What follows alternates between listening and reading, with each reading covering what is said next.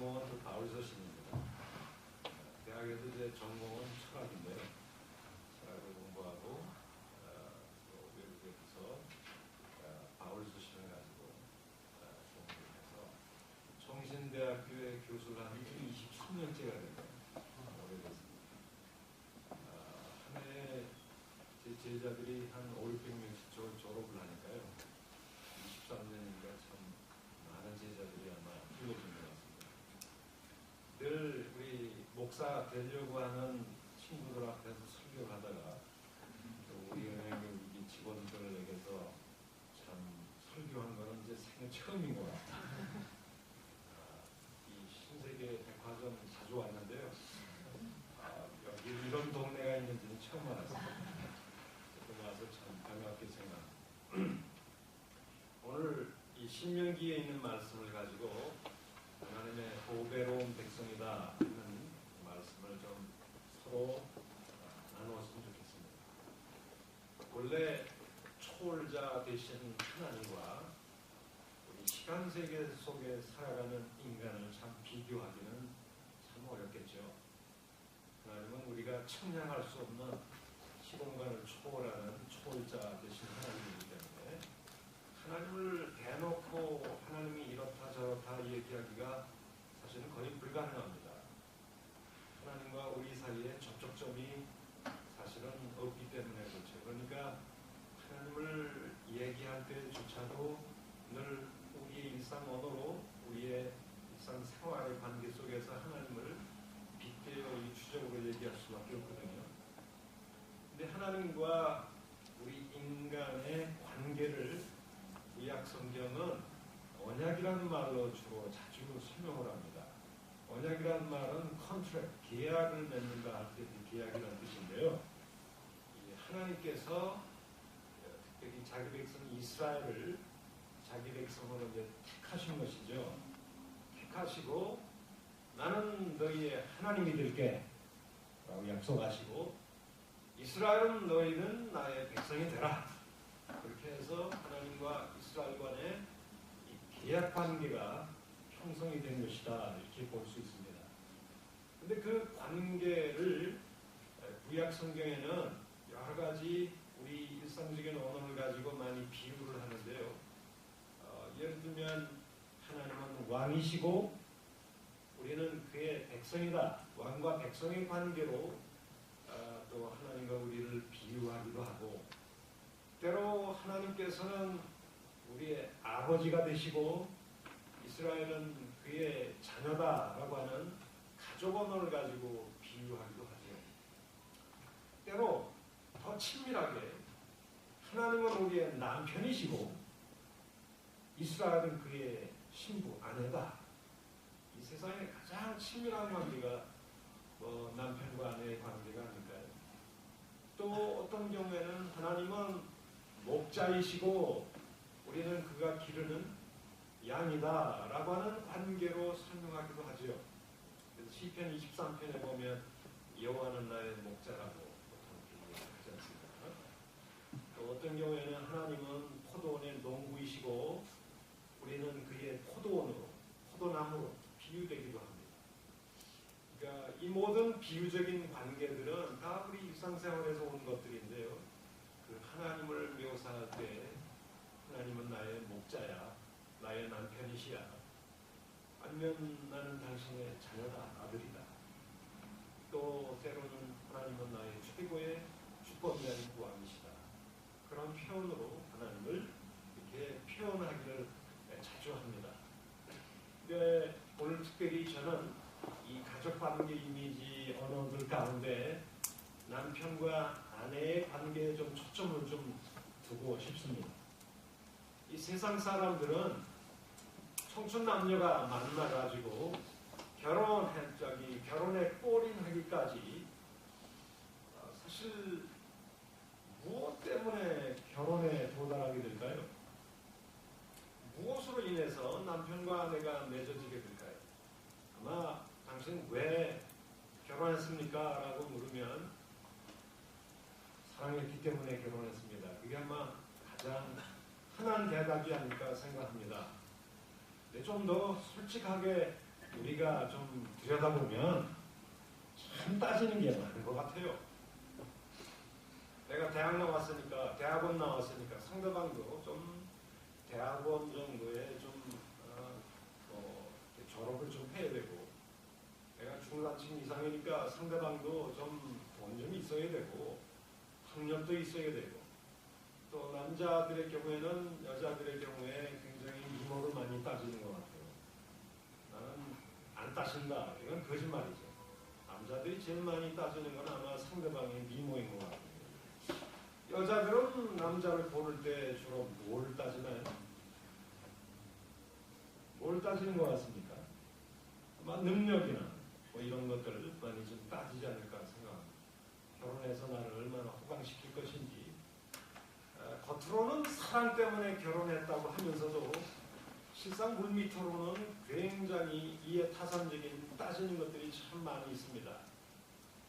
뭐 의사하고 결혼하려면 열쇠를 뭐 3개를 가져야 된다. 뭐 그런 것들이 참 많지 않습니까? 그런데 세상 사람들도 뭐 남녀가 부부가 되기 위해서 굉장히 산술 계산법이 굉장히 복잡합니다. 겉으로는 아닌 척하고 어디 사람 때문에 결혼한다고 그러지만 실상 현실적으로 굉장히 따지는 것들이 참 많다는 것이죠. 인간은 계산적이니까요. 사랑에도 많이 계산이 작용을 합니다. 그런데 우리의 최고의 주권자, 그 하나님께서 우리를 자기의 아내로 삼고자 하신다. 세상에 가장 친밀한 관계가 이건 부부관계일 텐데, 나는 너의 남편이 되겠다. 나는 나의 신부야. 세상에 모든 것이 있지만 내 운명을 너에게 걸겠다 라고 생각하는 그런 관계로, 그 이미지언어로 우리 하나님께서 이스라엘 백성에게도 말씀하시고 오늘도 우리에게도 말씀하신다고 생각이 되는데, 하나님께서 과연 이 본문에 나오는 이스라엘 백성을 자기의 아내로 신부로 삼고자 하실 때 세상 사람들이 이해타산으로 많이 계산하듯이 하나님은 우리에게 뭐가 좋은 게 있어서 자기 백성으로 삼으시고 심지어 하나밖에 없는 하나님 자신의 운명을 우리와 함께 엮어서 나는 너의 아내다. 우리에게 있는 내재적인 어떤 가치 때문에 하나님이 도대체 우리에게 왜 반해서 우리는 당신의 백성이 되었나요? 또 가까이 간다면 당신의 아내처럼 되었을까요? 하나님께서 우리에게 뭘 요구하시기 때문에, 뭘 계산하셔서 우리는 당신의 아내로 간주하시겠다고 말씀하실까요? 저는 성경을 암만 들여다봐도 우리의 학벌을 보시기 때문에, 또 우리가 무슨 뭐 학위를 가졌기 때문에, 누구보다 잘생겼기 때문에, 아니면 재산의 정도가 있어서 뭐 정주영 회장처럼 돈이 좀 많은 사람을 특별 대우하시고 요 정도 되는 사람들 내 백성 삼겠다, 내 아내와 같이 하겠다, 그런 것도 아니시고, 대체 왜 우리는 여기에 있을까요? 하나님 앞에 우리는 누굴까요? 우리에게 어떤 가치가 있기 때문에 당신과 이 특별한 운명의 관계가 엮여져 있을까요? 길바닥에 나가면 우리보다 더 탁월한 사람들이 엄청나게 많을 텐데요. 나보다 더 잘생긴 사람도 많고, 나보다 더 능력 있는 사람들도 많고, 또 나보다 더 탁월한 사람들 그렇게 많이 있을 텐데도 하나님께서 우리와 운명적인 만남을 가지시고 나의 온 생애를 너에게 걸겠다. 그러니까 결혼할 때는 적어도 그렇지 않습니까? 저는 우리 집사람을 대학에서 만났습니다. 대학에서 만났는데 저는 좀 내성적인 사람이고 우리 집사람은 굉장히 외향적인 사람. 남자친구들이 한 40-50명이 됐던 것 같아요. 크리스마스 때가 되면 뭐 카드 같은 넘쳐납니다. 저는 한두 개 받을까 말까 하는데 그런 면이 늘 좀 부럽기는 해요. 근데 뭐가 필이 꽂혔는지 하여튼 저하고 결혼하게 됐어요. 어항 앞에서 제가 떨리는 손으로 프로포즈를 했어요. 며칠 고민했나 봐요. 낯선 남자가. 그렇게 많은 남자들이 있는데 제가 프로포즈를 하니까 아마 일주일 내내 고민을 좀 했던 것 같습니다. 하나님께 기도도 좀 해봤을 거예요. 저희 장모님은 예수 전혀 안 믿는 분이에요. 벌써 그 얘기 듣자마자 벌써 이 궁합을 봤답니다. 사주팔자 이런 것도 보고. 그런데 아니라고 판단했는지 저보고 헤어지라고 그러더라고요. 그런데도 필이 딱 꽂혀가지고 죽자사자 이제 저하고 이제 같이 다니게 됐는데 제가 지금 말씀을 드리려고 하는 건 뭐냐면 저하고 이제 약혼을 하고 이제 결혼하기로 딱 하는 순간 옛날 남자친구들이 싹 사라지더라고요.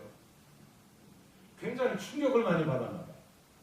크리스마스 때 그렇게 많이 카드들이 왔는데 하나도 안 들어오는 거죠. 어떻게 보면 이게 당연한 건데. 그래서 좀 섭섭했던 모양입니다. 이제 저와 운명적인 관계를 딱 선정하는 순간 사실은 나의 운명은 우리 집사람이고 집사람의 운명은 접니다.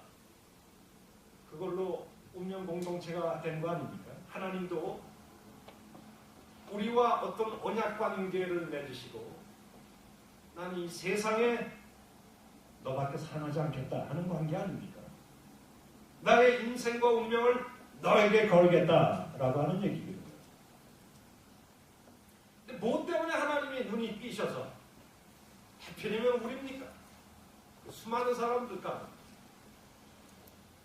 성경을 보면 거기에 대해서 자꾸 사변하는 경향이 있는 것 같아요. 이스라엘 백성들이 막 뭐 그때 당시에 이스라엘은 조그만 약소국입니다. 더 강력한 제국들이 많죠. 아수르 제국, 메소포타미아 지역에도 상당히 강력한 뭐 제국들 많고 이집트 제국도 있고요. 그때 신흥 제국들, 바벨론이라든지 엄청난 제국들이 많습니다만은 하나님께서 그 수많은 제국들을 제껴놓고 이스라엘은 조그만 나라를 택하셨단 말이죠. 왜 택하셨을까? 우리가 뭔가 좀 잘난 게 많은 것 같아.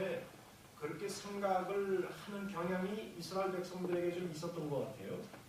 그래서 신명기 7장을 한번 보실까요? 하나님께서 이렇게 말씀하십니다. 신명기 7장 6절 너는 여호와 네 하나님의 거룩한 백성이라. 네 하나님 여호와께서 지상 만민 중에서 너를 자기의 소유된 백성으로 택하셨나니 왜 선택하셨을까요? 너희가 다른 민족보다 수요가 많기 때문에? 너희가 다른 민족보다 잘생겼기 때문에?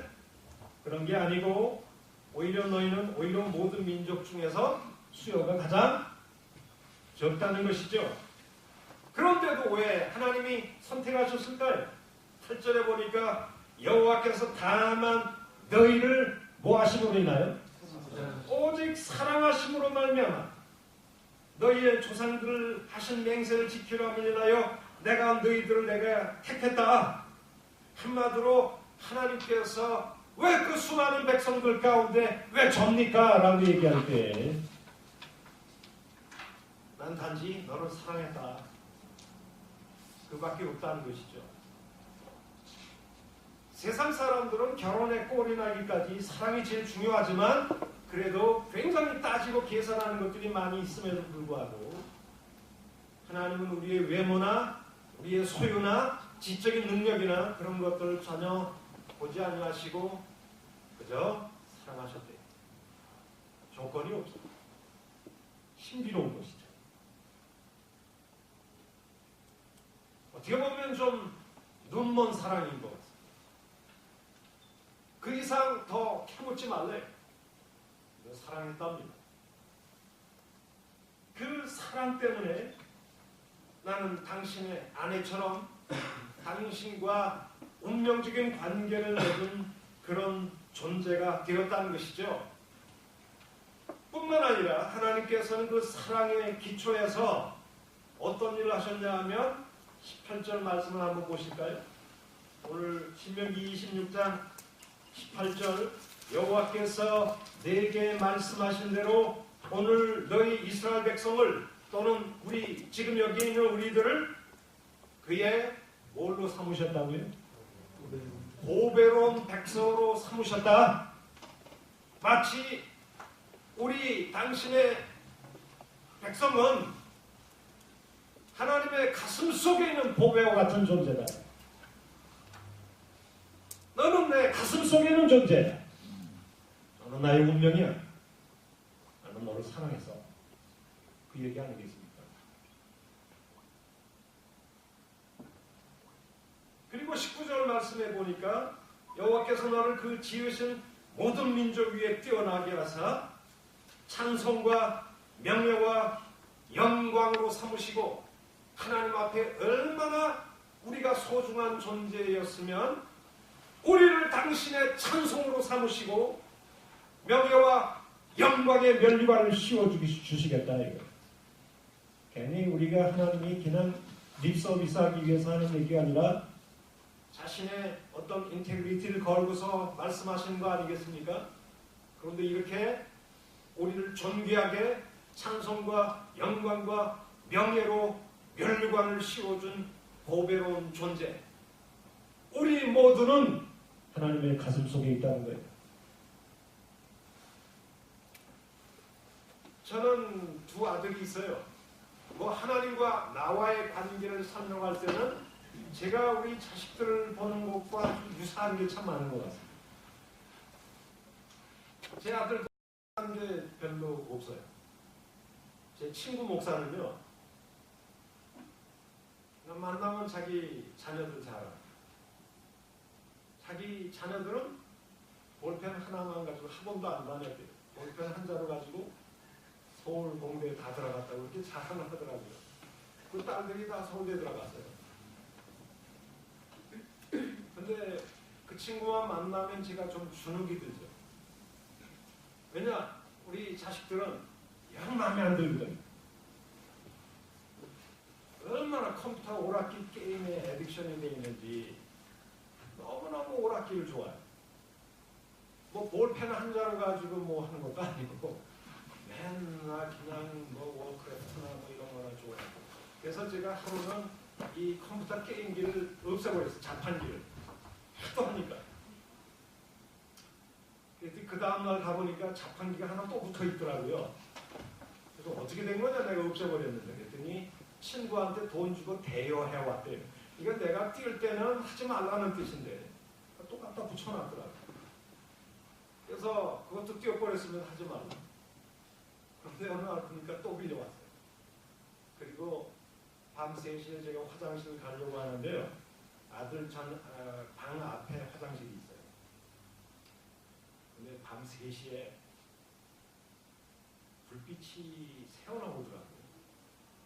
그래서 제가 호기심 때문에 문을 싹 열고 들어가 봤더니 컴퓨터 모니터에다 이불을 다 뒤집어 씌워가지고 소리 새나가지 않게 완벽하게 이렇게 막아놓고서는 두 녀석이 거기서 키키덕거리면서 이 컴퓨터를 밤 3시까지 하더라. 아니 남들은 볼펜 한 자루 가지고 서울대 갔다는데 이놈의 자식들은 누굴 닮았는지 아빠를 안 닮은 것 같아요. 돌연변이인 게 분명합니다. 제가 볼 때. 얼마나 속상하면 저는 정말 고정해서 팍 버리고 싶은 마음도 가끔 생길 때가 많이 있어요. 말을 안 들으니까요. 그런데 제 친구 목사가 자기 자식들하고 제 자식하고 바꾸자 그러면 제가 바꾸겠습니까? 저는 절대 안 바꿉니다. 왜? 그것은 남의 자식이고요. 좀 못났지만 제 아들들은 제 가슴에 있어요. 때로 실망도 하지만 남보다 잘난 것도 없지만 이 세상에 제 아들들보다 더 훌륭한 애들도 많지만 우리 자녀들은 제 가슴 속에 있다. 멀리 여행 가면 제 아들 얼굴들이 생생하고 가끔 전화에 대고 아빠 사랑해요 말을 들으면 우리가 이 시대가 설레는 것이 이제 저거든요. 여기에 앉아 계신 분들 다 훌륭하시지만 이 세상 전체로 볼 때 우리와 더 탁월하게 잘난 민족도 많고 사람들도 많지만 우리와 그 사람들과 다른 점이 뭘까요? 우리는 당신의 가슴 속에 있는 당신의 자녀들입니다. 내가 너희를 내 신부로 삼겠다. 내 운명을 너에게 걸겠다. 하나님의 어떤 진정성을 가지고 내가 너를 보배로운 백성으로 삼겠고 너희를 나의 찬송과 명예와 영광으로 삼겠다라고 하는 것이 하나님의 약속이라고 저는 생각이 되어집니다. 아무 조건 없이 우리를 사랑하셨습니다. 그리고 죄 가운데 빠져있던 우리를 살리기 위해서 자기 하나밖에 없는 아들을 십자가에 주기까지 우리를 사랑하신 그 하나님의 사랑, 참 미스테리스한 거죠. 신비로운 것입니다. 근데 하나님은 우리를 사랑하실 때 조건이 없습니다만은 그럼에도 불구하고 하나님이 기대하는 건 있는 것 같아요. 어떤 기대가 있을까요? 17절 말씀을 보면 하나님께서 이렇게 말씀하고 계십니다. 내가 오늘 여호와를 네 하나님으로 뭐하고? 인정하고 하나님께서 우리를 조건 없이 우리를 당신의 보배로운 백성으로 삼으시고 그리고 우리를 당신의 가슴에 품으신 그 이유는 사랑뿐입니다. 조건이 없는 사랑이죠. 그런데도 불구하고 우리에게 거는 기대가 있다면 너희는 나의 신부요 내 가족이니까 내 자식이니까 내가 너희의 아버지라는 것, 신부라는 것, 너희의 유일한 주인이시라고 하는 것, 너희의 삶 속에서 내가 하나님됨을 인정하고 살라. 슬플 때나 답답할 때나 회사 생활하면서 어려울 때 인생의 운전대를 나 혼자 잡고서 괴로워하지 말고 힘들어하지 말고 내 운전대를 좀 나에게 한번 넘겨보자. 나를 운전대를 잡게 하고 나와 함께 가지 않겠느냐. 오직 너의 인생에 있어서 하나님을 너의 하나님으로 만들라 이거죠. 하나님 되심을 우리의 삶 속에서 인정하고 사는 것. 하나님 우리에게 거는 기대가 아닌가 생각합니다. 뿐만 아니라 하나님께서 또 우리에게 거는 기대가 또 뭘까요? 17절에 보니까 그 도를 행하고 그 규례와 명령과 법도를 지키며 그의 음성을 들으라. 우리가 자녀들을 기르다 보면 정말 아버지의 말을 경청하는 사람 굉장히 사랑스럽죠.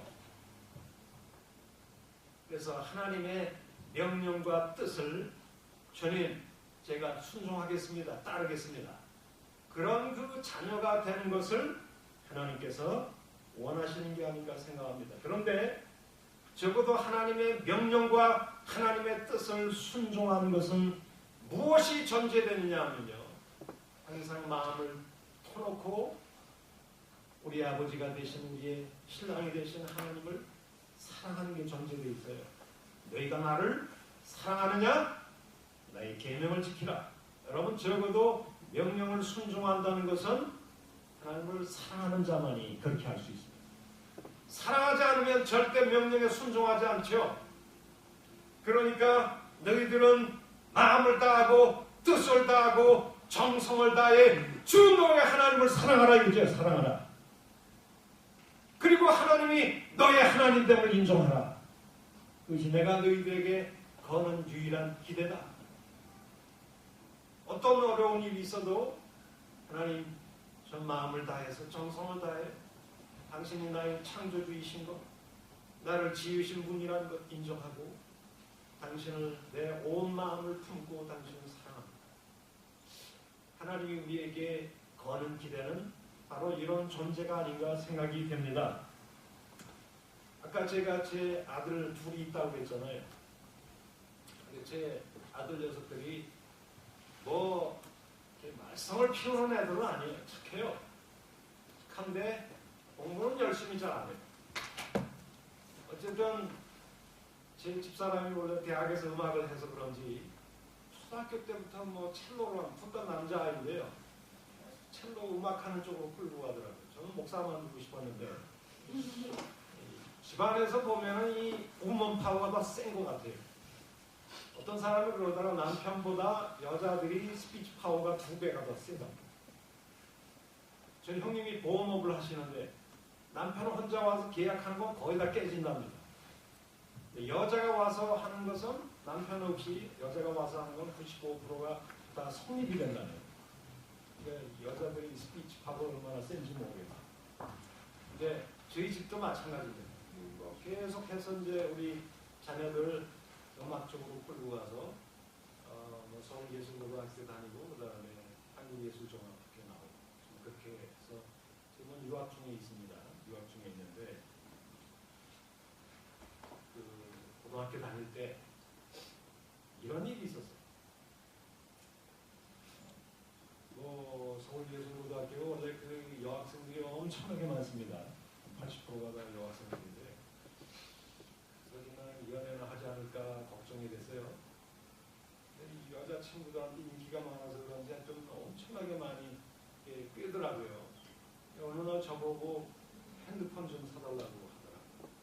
그래서 저는 좀 착각을 했어요. 드디어 이제 아빠한테 전화하려는 것 같다 생각하고 핸드폰을 무제한으로 뚜껑 없이 그냥 제 이름으로 사줬습니다. 근데 저한테 뭐 전화한 건 거의 없어요. 천정부지로 이 핸드폰 값이 엄청나게 많이 나오고 제 이름으로 된 핸드폰이니까 전화국에 가서 명세서 뽑아달라고 했어요. 어떤 놈들한테 이렇게 전화를 많이 하는가 해가지고 보니까 한 달에 53명가 전화를 했는데요. 밤 2시, 3시 전부 다 여학생들에게 하는 전화더라고요. 그래서 이제 제가 그 명세서를 가지고 아들 녀석한테 좀 따지려고 오기를 기다렸습니다. 너 요즘에 공부는 안 하고 왜 이렇게 전화만 하냐? 그랬더니 이 목사들도 죄성이 있어서 그런지 오리발서트 내는잖아요. 저 전화한 거 없는데요. 그래서 증거문서를 딱 내밀면서 너 전화했잖아. 그러면서 한 10개 쫙 형광펜으로 그으니까 아빠 죄송해요. 그러면서 그냥 문 잠고 들어가더라. 문 좀 열어 그랬더니 못담시 그러더라고요. 너 좀 대화할 거 많다.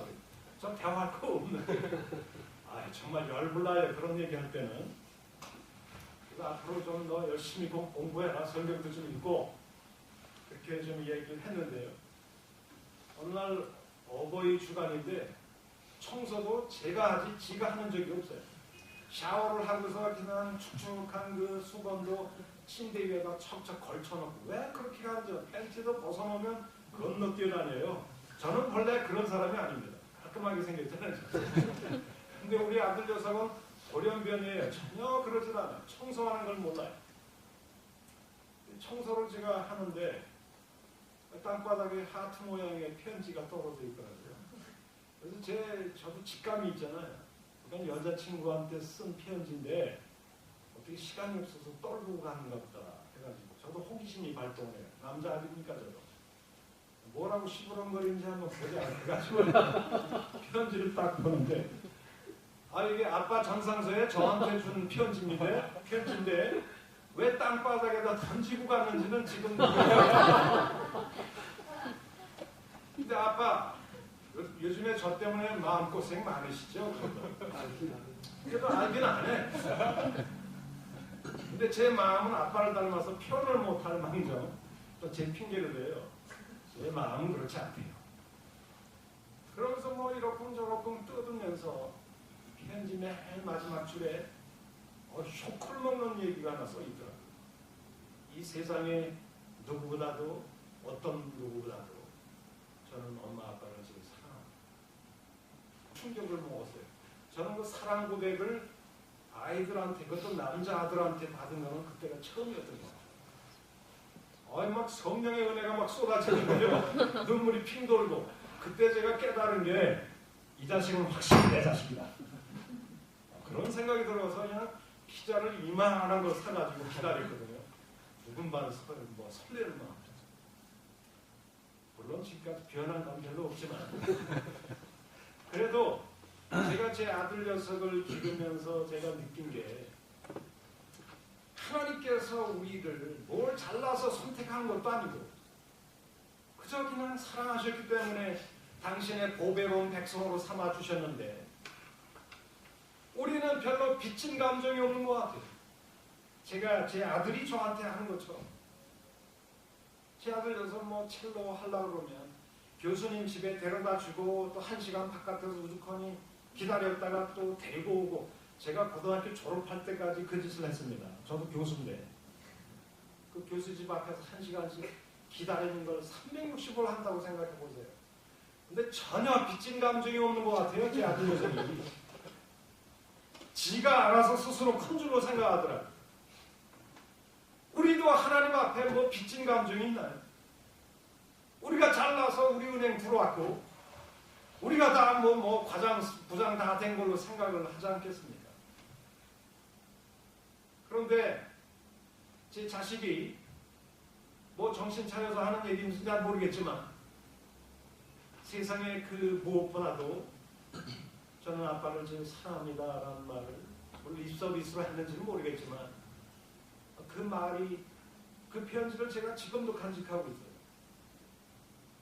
그 사랑 고백이 서로 그렇게 감동을 시켰던 것처럼 우리들도 하나님에 대해서 사랑 고백이 좀 필요하다 그런 생각이 좀 듭니다. 하나님 제가 이 세상에 돈보다 명예보다 권세보다 저는 우리 하나님을 제일 사랑합니다. 당신은 내 가슴에 있는 분이십니다. 내 인생을 당신에게 걸었습니다. 당신이 나에게 걸었듯이 이런 고백이 여러분들의 삶 속에 있다면 하나님께서 얼마나 감동이 하실까 하는 생각을 좀 해봤습니다. 그냥 제가 제 자식을 기르면서 느낀 것을 제가 얘기한 것이죠.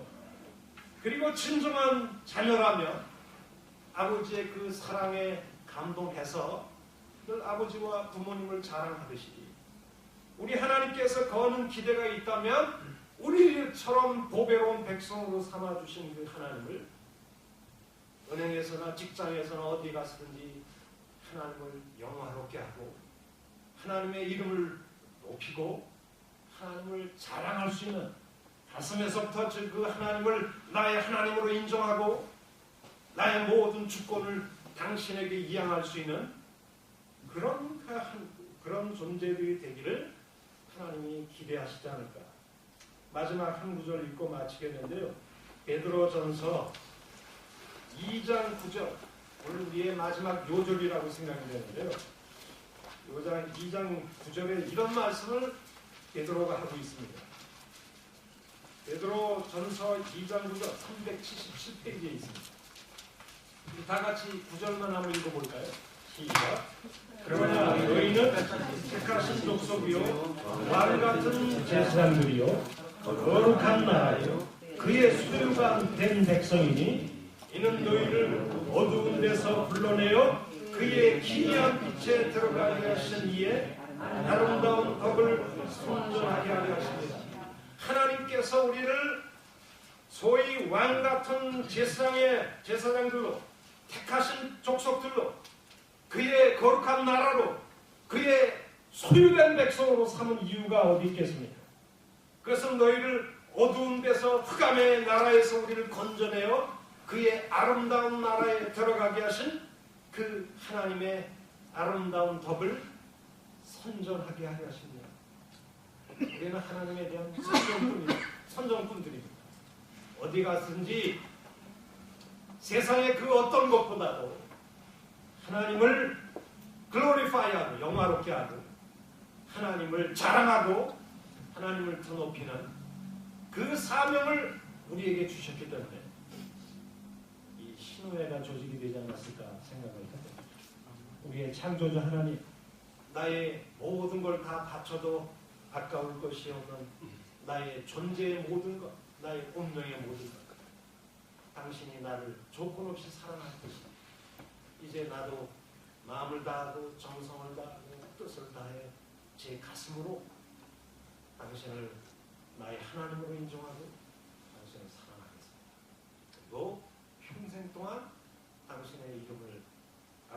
거룩하게 선전하는 선전품으로 살기를 원합니다. 이런 결심이 우리에게 있었으면 좋겠습니다. 같이 한번 기도하십시다. 고마우신 아버지, 짧은 시간에 이 말씀을 배웠는데 이렇게 귀한 직장에 들어오게 하신 것 정말 감사합니다. 여기서 만족하지 아니하고 이 신회를 통해서 정말 아름다운 일들 많이 하게 하시고 여기에 주를 찬양하는 주의 일꾼들, 주의 백성들, 아름다운 주의 백성들이 여기에 가득 채워질 수 있도록 하나님 축복하여 주시고 회사에서도 우리의 앞길을 형통하게 열어주셔서 정말 남들의 꼬리가 되지 아니하고 머리가 될 수 있는 그런 위대한 인재들이 여기에서 신우에서 가득 채워질 수 있도록 축복하여 주시옵소서. 예수님의 이름으로 기도합니다.